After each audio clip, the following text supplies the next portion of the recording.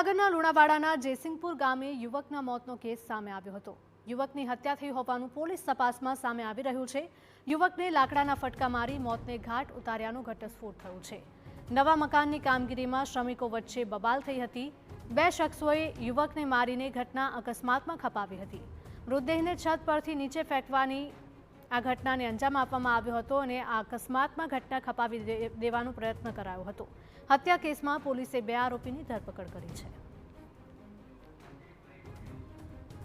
પોલીસને તપાસ દરમિયાન એ જાણવા મળ્યું છે કે આ શ્રમિકો છેલ્લા 1.5 મહિનાથી એક સાથે રહેતા હતા અને જે ઘટના બની એ દિવસે સાંજે આમના વચ્ચે શંકા વહેમના આધારે ઝઘડો થયો અને મહેશભાઈ વજયસિંહ નાયક તેમજ મહેશભાઈ મણીલાલ નાયક દ્વારા મરણ જનાર મંગળભાઈ જવરાભાઈ નાયકને લાકડી વડે મારવામાં આવ્યો અને આ સમગ્ર ઘટનાને અકસ્માત મોતમાં કન્વર્ટ કરવા માટે એમણે ધાબા પરથી આ લાશને નીચે ફેંકી દીધી હતી। પોલીસે આ બંને આરોપીની ધરપકડ કરી લીધી છે અને આગળની તપાસ ચાલુ છે।